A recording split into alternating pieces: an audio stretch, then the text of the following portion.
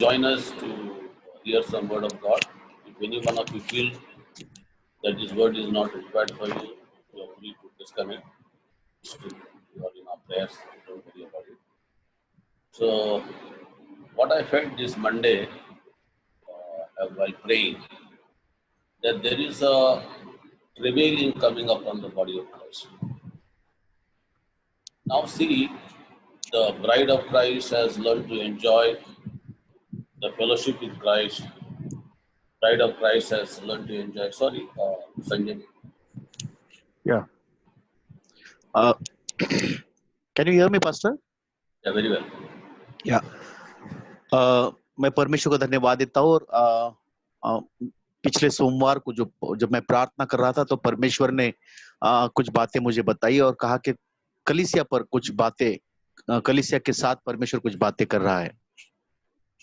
So up to now, church is, enjoying the blessings, enjoying the freedom, and enjoying the love relationship, just like a wonderful bride, honeymoon और period. She अब likes to enjoy. Yeah.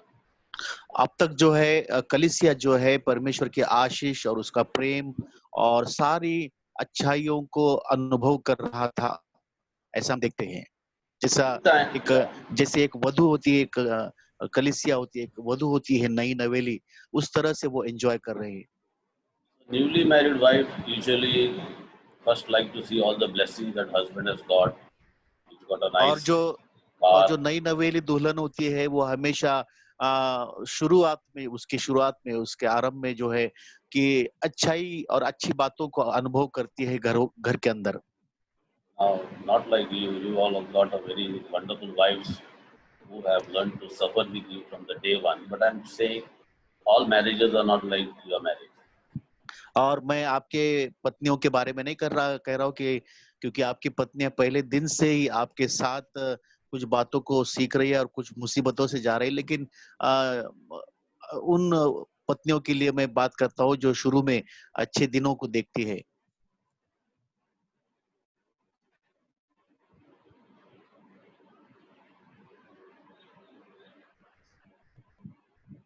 Thank you, Rajan. So, Pastor Gabriel, can you hear me? Gabriel, can you hear me? No problem. Some are connected, but they're not in the tune with us. They may be busy somewhere. That's okay. So, Alvin Rosario, can you hear me? Yeah. Yeah, I can hear you. Yeah. I can hear you. Yeah. Joachim, can you hear me? Yes, I can hear you. Yeah. This message for all of you. So listen, all of you means for all of us. Don't miss it. So what happened? So now we all have got a very precious wives who have learned to suffer with you, with us from the day one. और मैं ये कहना चाहता हूँ कि हम सभी के पास और हम सभी को परमेश्वर ने ऐसी पत्नियां दी है जो हमारे साथ पहले दिन से सेवकाई में और जो भी मुसीबतें आती है उसको बर्दाश्त कर रही है.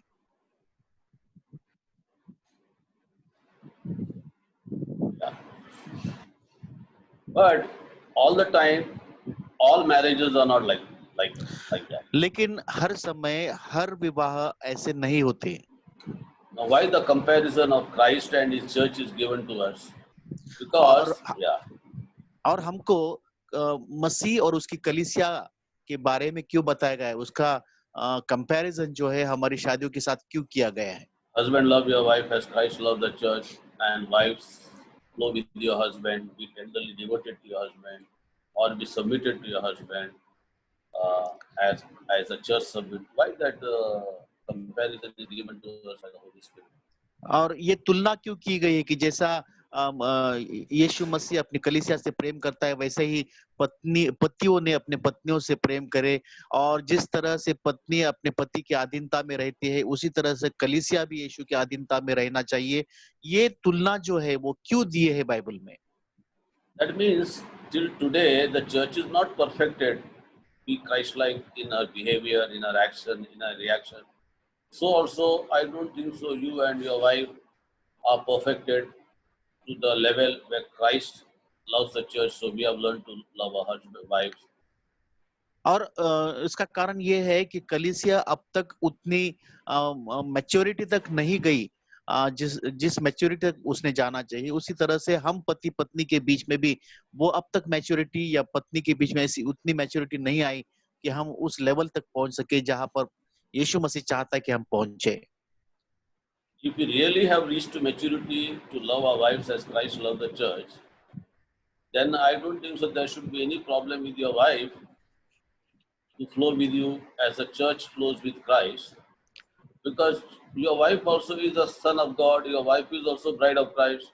If you have reached to maturity, means your wife also reached to maturity to be Christ-like. So there is no problem in any marriages on the earth. Then it's better to go to heaven instead of living on this earth.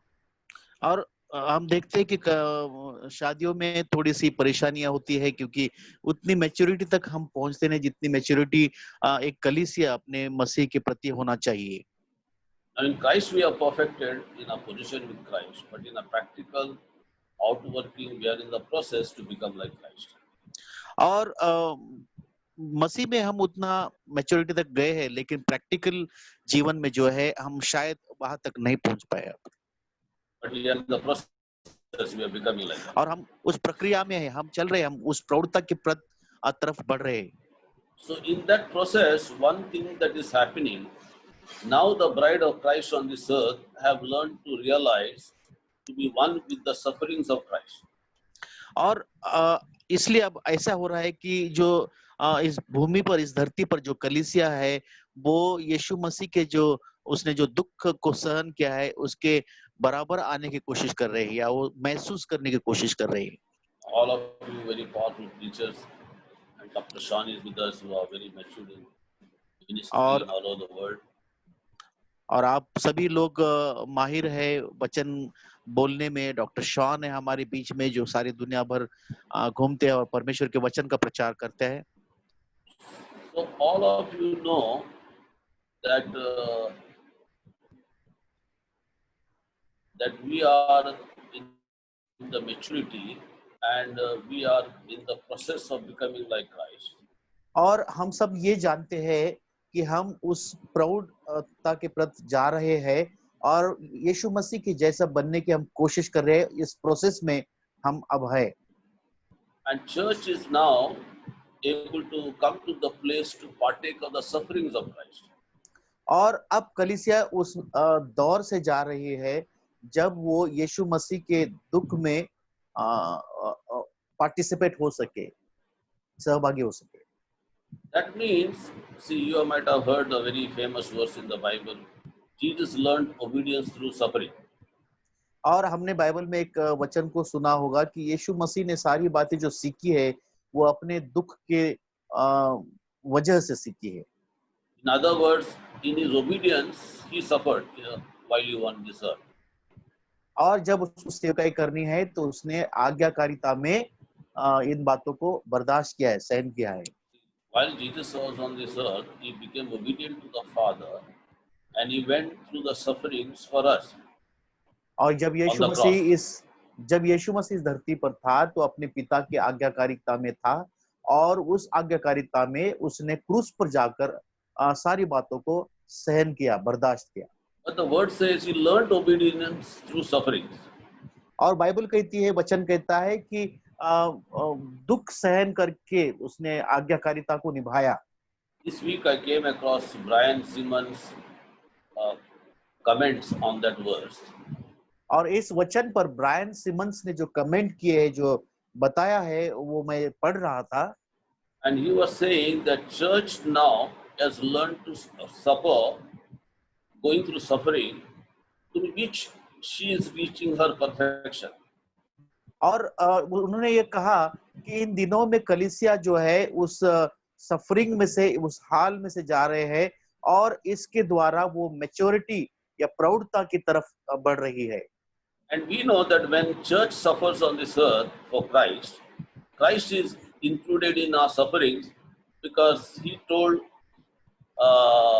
Saul on the way, who became Paul, why do you persecute me?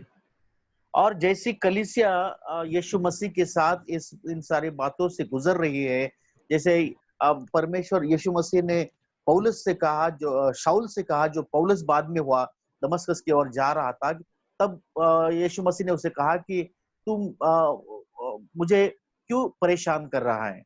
That means all the sufferings that the bride of Christ is going through on this earth is also Christ in his body suffering for us, because he can feel the suffering that we go through for the kingdom's sake. And as a result, we are perfected through our sufferings, so और that जैसे bride of Christ reaches to her maturity. और जैसे कलीसिया इन दिनों में इन सारी बातों से जा रही है, उसी तरह जिस तरह प्रभु यीशु मसीह ने अपने शरीर में सारे दुख को सहा, और इससे ये पता चलता है कि इससे ये रिजल्ट आता है कि कलीसिया जो है अब मैच्योरिटी, प्रौढ़ता की तरफ जा रही है। That's why we must rejoice in our sufferings, because suffering produces patience, patience, endurance, endurance, character, hope, and hope will not disappoint us, because God has poured out His love in our hearts by His Spirit. Romans और इसे chapter 8, verse 1 to 5, 6. और इसीलिए कलीसिया ने आनंद करना चाहिए, खुश होना चाहिए, क्योंकि जो दुख है उसके द्वारा धीर उत्पन्न होता है, धीर से आनंद उत्पन्न होता है। Romans chapter 8, verse 5 to 7. और रोमियो की किताब 8:5 में ये वचन को कहा गया है। That's why we have learned to rejoice, and the Holy Spirit is giving us a great joy when we go through sufferings, troubles, trials, testings, because that is the time Holy Spirit empowers us and gives us such a great joy and such a great excitement to rejoice in our trials and troubles and testings and difficulties, according to James chapter 1, verse 1 and 2.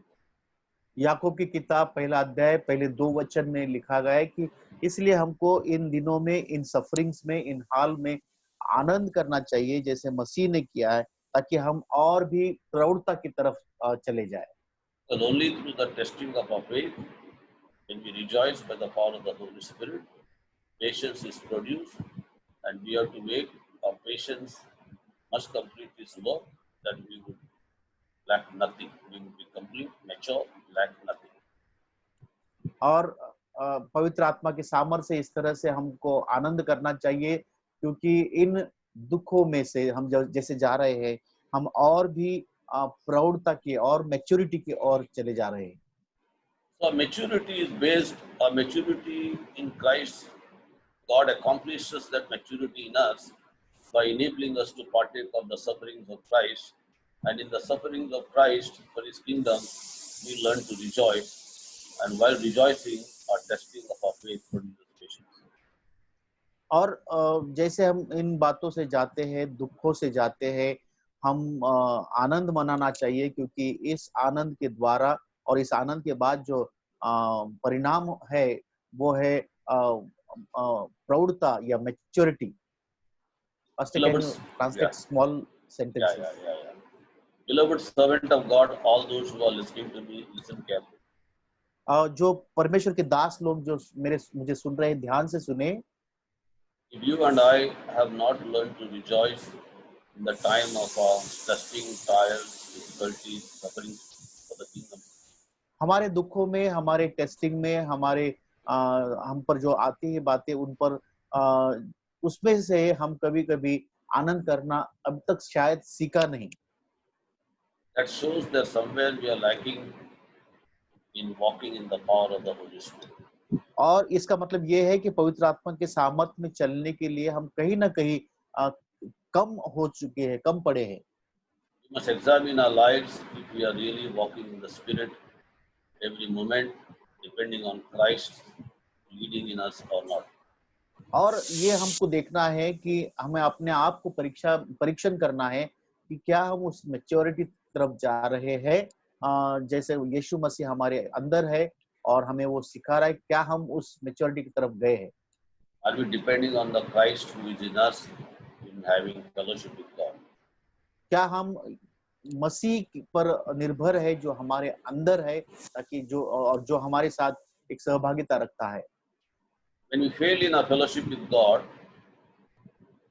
that includes our intimacy and obedience to God.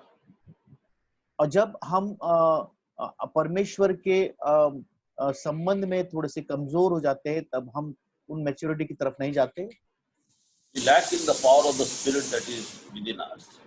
और पवित्र आत्मा का सामर्थ्य जो हमारे बीच में हमारे अंदर है, उसमें शायद हम कम पड़ते हैं And so we are not able to rejoice in our trials and testings. और इसीलिए हमारे दुखों में हम आनंद नहीं मना सकते। Important is patience. और सबसे महत्वपूर्ण बात है धीर। I don't know how patient you are in your troubles, but I need a lot of patience. और मुझे पता नहीं आप अपने दुखों में कितना धीर रखते हो, लेकिन मैंने इन बातों को सीखा है I need a lot of patience. और मेरे पास बहुत ही धीर है। I need a lot of patience. मुझे बहुत धीर की जरूरत है। And my wife is rejoicing when I am preaching, so और ये she संदेश understands that I need patience. जब मैं दे रहा हूँ तो मेरी पत्नी खुश हो रही है ये सुनकर, But she knows how much patience and gentleness I need in the family. क्योंकि वो जानती है कि परिवार में कितना धीर और शांति की जरूरत है And this patience has to complete its work. और इस धीर को अपना काम पूरा करना जरूरी है। Now, the patience has to complete its work means what? अपना काम पूरा करना चाहिए, इसका मतलब क्या होता है? Have we come to the place of patience is developed so that we are no more troubled, no more worried, no more tensed up in a problem? We have learned to rejoice. Then और your patience is in the process of completing. इसका मतलब ये है क्या कि जब मुसीबतें आती है तो हमको आनंद करना चाहिए, धीर पूरा हो चुका है, क्या ऐसा उसका मतलब होता है? Sorry, Sanjay, for fast. How do we know that we are patience is in the process of completion? हमारे जो धीर है वो पूर्णता की ओर जा रहा है, ये कैसे हम समझ सके? Remember, the book of James is a book of maturity. याकूब की जो किताब है वो प्रौढ़ता की किताब है। This book of James puts the finger upon every mature servants of God to see are they are matured or not. और ये जो किताब है वो हर मसीह के दास के बारे में कहती है, जिसको मैच्योरिटी की तरफ जाना जरूरी है। All the chapters, I think, is full of maturity. पूरे जो चैप्टर्स है उसमें अध्याय जो है वो मैच्योरिटी के बारे में कहते हैं। When I just came to the Lord in 1981, I wept over this book of James. और Now I have 39 years in my faith in Christ. I still weep over this book. और 1981 में जब मैं मसीह में आया और 1981 when I came to the Lord. 1981 में जब मैं यीशु मसीह में आया और तब से लेकर 39 साल तक मैं इस किताब जो है याकूब की किताब, इस पर मैं देख रहा हूँ, मनन कर रहा हूँ। Sometimes I weep to understand the revelations of this book.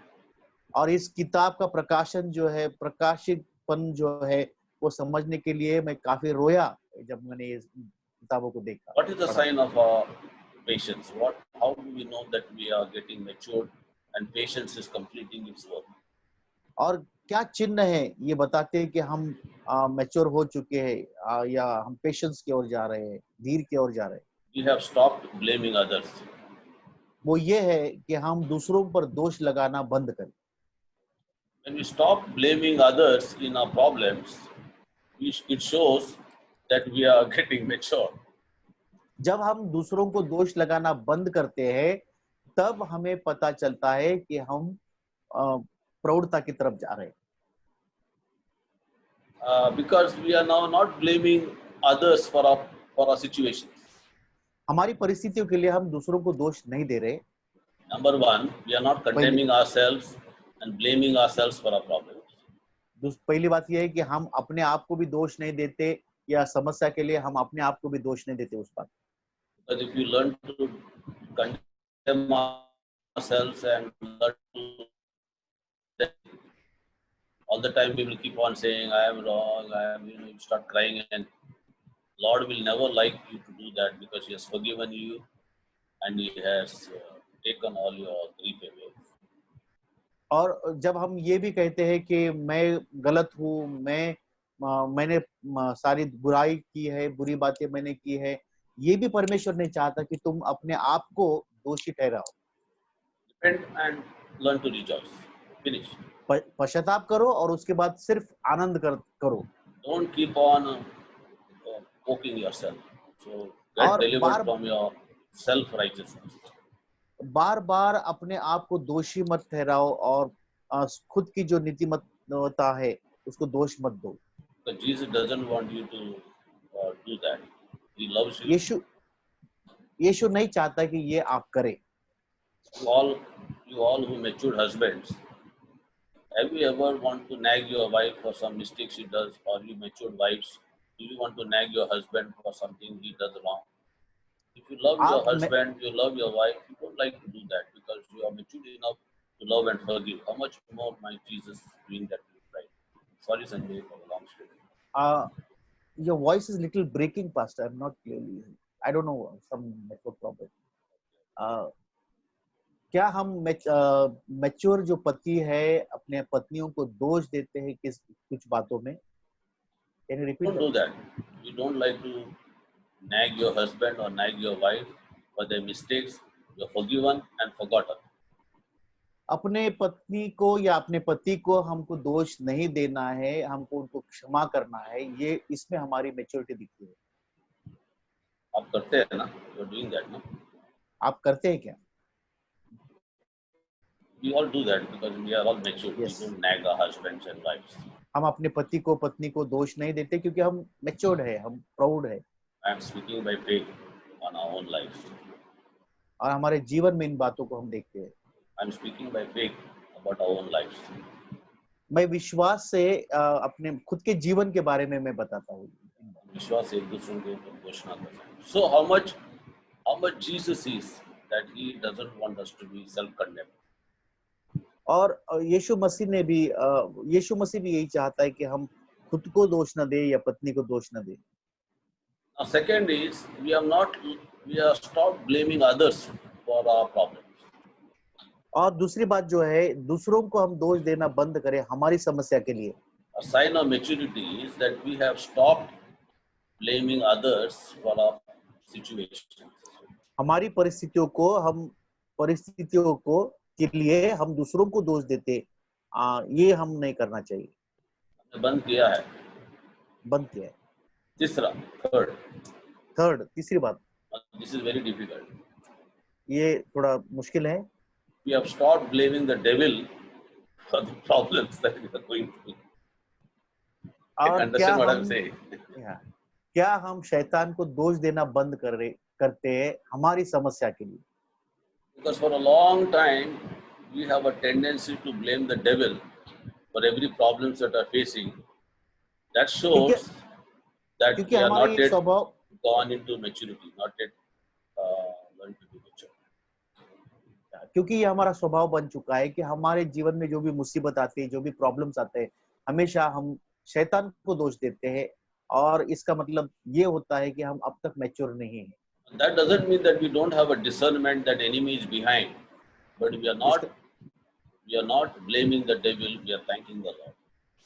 इसका मतलब ये भी नहीं होता है कि हमको जानने की आत्मा नहीं कि शैतान हमारे पीछे है और हम उसको दोष नहीं देते। आप सब लोग समझ गए हैं? Anybody else want to share something? Pastor Carl, you are there. Can you hear? Pastor Carl? Pastor Carl, can you hear me? Gabriel, can you hear me? Gabriel? Yeah, I can hear you. We have missed your praying that time. Can you pray in the middle? You God finish leads your, us. Yeah? you finish your word, I'll pray. Okay. So it's important that we don't condemn ourselves, that we don't blame people, nor we blame the devil, but we praise and thank Lord because God is working out in my problems. He's promoting me and transforming me and promoting me. और इसलिए ये तीन बातें बहुत जरूरी है कि हम अपने आप को दोष देना बंद करें, हम दूसरों को दोष देना बंद करें, हम शैतान को भी दोष देना बंद करें और हमारी प्रौढ़ता की और हम चले जाए, हम बताएं कि हम यीशु मसीह में प्रौढ़ है और आनंद करना चाहिए इन बातों में। God is using the devil for my good. Why I should blame the devil? वो devil. मेरी अच्छाई के लिए शैतान कभी कभी मुझे इस्तेमाल करता है, तो मैं उसको कुछ क्यों दोष देना चाहिए? शैतान मुझे इस्तेमाल नहीं करता है, परमेश्वर शैतान को इस्तेमाल करता है मेरा भलाई के लिए. Okay. So, if good God has allowed the bad devil to bring something good to me, then why I should condemn that? I mean, blame the devil. I should thank God for God who is Almighty, who can even use the enemy for my good. अच्छा परमेश्वर बुरे शैतान का इस्तेमाल करके मेरी अच्छाई के लिए कुछ करता है, तो मैं क्यों उस शैतान को दोष दूं? क्यों ना परमेश्वर को धन्यवाद दूं? Now we all sing that song. We say when devil enemy comes like against me, God turns for my good. All that we sing, but sometimes we don't practice. Hello, Pastor Carl. और कभी कभी उस गीत को हम गाते हैं, लेकिन हम प्रैक्टिकली वो उस बात को हमारे जीवन में नहीं लाते हैं. Keep on binding the devil, blaming the devil, losing our energy in doing that. और हम सारा शक्ति, सारा ताकत जो है शैतान को दोष देने में लगा देते हैं. शैतान को बांधने में भी लगा देते हैं, ओवर बाइंडिंग. बांधते भी हैं. We'll learn about that binding some other time. हम दूसरे बात हम सीखेंगे उसके बारे में, किस तरह से उसको बांधना है. Sometimes most of our time is involved in binding the devil instead of praising God. कभी कभी हमारे ज्यादा से ज्यादा समय जो है शैतान को बांधने में चला जाता है. Binding is the next topic sometime. आगे के दिनों में हम इन बात को सुनेंगे. My important point was today that to tell that the church is coming to a place of travail. और मेरा सबसे इम्पोर्टेंट बात यह है कि कलीसिया उस दौर से जा रही है और उस दौर में जा रही है जहां पर वो मैच्योर हो रही है. So she is learning to travail. She is learning to travail. Travel. Travail means she is getting the labor pain. वो जो एक गर्भवती महिला जब बच्चे को जन्म देती है, जब उसको जो वेदना आती है, जो दुख आता है, उस दौर से कलीसिया अब गुजर रही है. So now the church has come to the place of maturity to rejoice in her sufferings, to become mature, developing patience. Now she is learning to partake of the sufferings of Christ. I want to know Him, or of His resurrection and fellowship of His suffering, according to Philippians chapter 3 verse 10. फिलिप्पियों की किताब 3:10 के अनुसार अब अभी कलीसिया एक परिपक्वता में पहुंची है कि वो अभी उसके अंदर धीरज उत्पन्न हुई है. अभी वो शैतान को ब्लेम करना बंद किया है, शैतान दूषित करना एक दूसरों के ऊपर करना बंद किया है, और खुद को दूषित करना भी बंद किया है. अभी वो परिपक्वता के ऊपर बढ़ रही है. You can hear, all of you can hear my internet. I think so it's weak. You can hear me? Yeah. Okay. So now the church has come to maturity to partake of the sufferings of Christ. अब कलीसिया उस maturity तक जा चुकी है जब वो यीशु मसीह के दुख में सहभागी हो सके. Now you are very clear and you can hear properly. Yes, I'm clear now, Pastor. Yeah, very good. Yeah, I have removed the headphones, sir. Yeah. Because I was not able to hear. Headphone was giving. Yeah. So now the church has come to a place of perfection, because only when she starts rejoicing in her troubles, she is getting perfected. और अब कलीसिया प्रौढ़ता की तरफ जा रहे हैं, क्योंकि जब ये दिनों में वो जाते तब मुसीबतों से जब गुजरते तो वो परिपूर्ण होती है. So rejoice now that you and I am getting matured now. तो अब इसलिए हमको आनंद करना चाहिए कि अब हम प्रौढ़ता की तरफ जा रहे हैं. Now we have learned to rejoice. Now we have learned to have patience, and now we have learned to partake of the sufferings of Christ. So we are perfected, and now we are becoming one mind and heart with our Lord Jesus in और अब हमको prevailing. आनंद करना जरूरी है, क्योंकि अब हम उस मैच्योरिटी की तरफ जा रहे हैं, हम प्रौढ़ता की ओर जा रहे हैं, हम सारी बातों को सहन कर रहे हैं, इसलिए हमको अभी आनंद करना चाहिए। Now you have come to the place of produced children in the kingdom of God because you have become pregnant with the vision of Christ. या अब इसलिए अब हम ऐसे दौर पर, ऐसे स्तर पर आ चुके हैं कि अब हमको जन्म देना है, क्योंकि अब हम मसीह में गर्भ धारणा हमने की है, और अब हमने बच्चों को जन्म देने का समय आ चुका है। The topic that I was really thinking, sorry for long introduction, is that we are now giving travail. We are now giving labor pains like Apostle Paul. जैसे पौलुस कहता है, उसके द्वारा, उसके अनुसार जो है, हम अब उस लेबर पेन में है, जो आखिरी वेदना जो आती है उसके उन दिनों में चल रहे हैं कलीसिया के नाते। Number one, we are travailing that Jesus Christ be formed in you according to Galatians chapter 4 verse 19. गलतियों की किताब के अनुसार अब हम उस वीणा से जा रहे हैं जो एक गर्भवती महिला देती है। Amen. Hello, servants of God. Salute to all of you. We are all in a pain of childbirth, learning to travail. या अब हम सब लोग जो है उस दौर से जा रहे हैं, जब जैसे एक स्त्री जो है बच्चों को जन्म देने के पहले जो पेन्स में से वो जाती है, जो दुख में से जाती है, वो हम उस दौर से हम अब गुजर रहे हैं। Now, individually, many servants of God will be doing that. Apostle Paul started 2000 years ago. और काफी सेवकगण इस दौर से गुजर रहे हैं। अपोस्टल पॉल जो है 2000 साल पहले वो इस दौर से गुजर चुके हैं। Jesus, when he saw Jerusalem and he and he wept over Jerusalem, he travailed while seeing the problems and situations of Jerusalem, and he wept over it. और जब यीशु मसीह ने भी यरूशलेम की ओर देखा, तब वो रोया, और उसी तरह जैसे एक महिला बच्चों को जन्म देने के पहले जो दुख होता है, उस तरह से दुख यीशु मसीह को हुआ जब उसने यरूशलेम की ओर देखा और वो रोया। I will tell you my one short testimony so that you can understand what I'm talking about. मेरी एक छोटी सी गवाही है, मैं देना चाहता ताकि आप समझ सके मैं क्या कहना चाहता हूँ। When I was just 25 years old,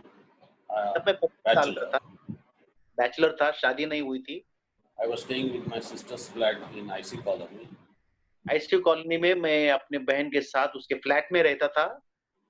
And on Christmas Day, on the 24th of December, I started getting some kind of anointing over my life. और क्रिसमस के दिन मैंने ऐसा महसूस किया कि मेरे ऊपर कोई पवित्र आत्मा का अभिषेक आ रहा है। 24th तारीख, 24th in the morning. And as a young boy, I started praying, worshiping, interceding, speaking in tongues from 5:30, 6 o'clock in the morning, and it continued till the afternoon 12 o'clock. और एक जवान बच्चे के नाते मुझे, मैं अभिषेक को महसूस कर रहा था, तो सवेरे 5:30 या 6 बजे से मैं आराधना और प्रार्थना करता रहा, और करता था करीबन 12 बजे तक, दोपहर में 12 बजे तक मैं प्रार्थना इस तरह से करता था। Holy Spirit led me in intimacy and intercession and praying in tongues and worship from almost 6 to 7 hours when I was very young, 25 years old. जब मैं इस जवान अवस्था में था और पवित्र आत्मा का अभिषेक मुझे था, तो पवित्र आत्मा मुझे 7 या 8 घंटे प्रार्थना, आराधना और मध्यस्थी में लेकर जा रहा था। 7 घंटा नहीं, 6 से 7.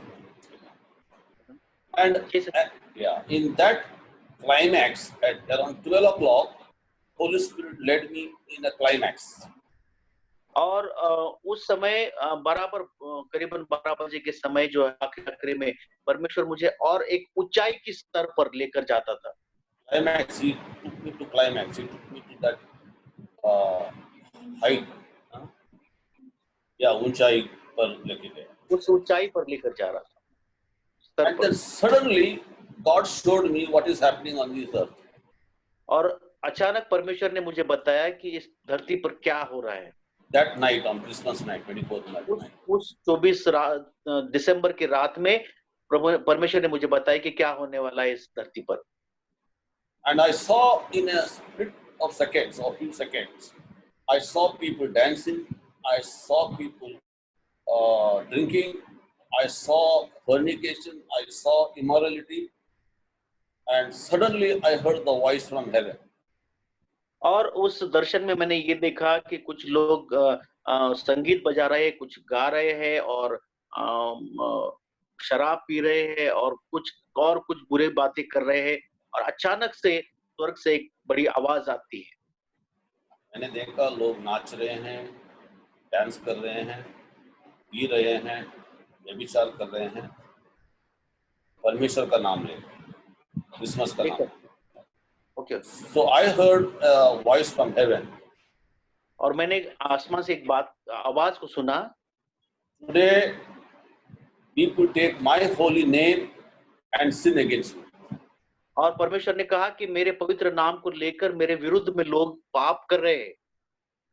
When I heard that voice, जब इस आवाज को मैंने सुना, then today people who take my name and sin against me, और परमेश्वर ने कहा उस आवाज से कि लोग मेरा नाम लेकर मेरे विरुद्ध में पाप करते हैं। I wept like a child, bitterly, bitterly, bitterly, uncontrollably. और उस समय जैसे एक छोटा बच्चा बहुत रोता है, उस तरह से बहुत बहुत मैं रोया। I could control my cry because I was groaning, groaning, groaning. Tears were flowing in me. Understand it, even today. और मैं अपने आप को कंट्रोल नहीं कर सका कि इतना मैं रोया, इतना रोया, बहुत रोया, खुद को मैं कंट्रोल नहीं कर सका। आज भी जब वो सोचता हूँ उन बातों को तो मुझे दुख होता है। Whenever I think about, जब भी मैं उन बातों को सोचता हूँ, I can't control my tears because God's heart is grieved in what is happening on this earth, and especially on Christmas night, taking the name of Jesus' birth, people sin against the Lord. It is the most saddest day for the Lord. और मैं आज भी उन बातों को जब सोचता हूँ तो अपने आप को और अपने आंसुओं को मैं रोकता नहीं, और ये परमेश्वर की आत्मा को दुख दे रहा है। वो कहता है कि मेरे नाम को लेकर, और खास करके उन दिनों में यीशु मसीह के जन्म, जब उसका नाम लेकर और उसका नाम लेकर लोग बहुत ही गंदे पाप करते हैं। 33 years, I could stop my tears when Christmas comes, and even today, I sometimes get grieved with what is happening because the Holy Spirit is grieved what the people of God are doing against His name. और आज भी पवित्र आत्मा दुखित होता है, प्रभु यीशु दुखित होता है जब परमेश्वर देखता है कि उसके नाम को लेकर और खास करके क्रिसमस के समय पे लोग यीशु मसीह का नाम लेकर, उसके जन्म का बहाना लेकर बहुत बुरे पाप करते हैं। I don't want to take you to all the verses in the Bible about labor pains. You can study of your own what Paul writes and what the Bible talks about labor pain. How as the church we give birth in labor pains to the purposes of God.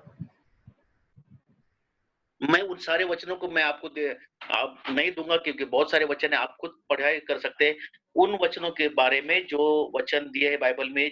जब एक महिला बच्चों को जन्म देती है और उसके पहले जो उसको जो पेन्स होते हैं, लेबर पेन्स उसे कहते हैं, उसके बारे में काफी वचन है, आप खुद पढ़ सकते हैं बाद में। And in Revelation chapter 12 verse 2, there is a verse that John the apostle saw a woman, sun over, she was glow at the glow of the sun.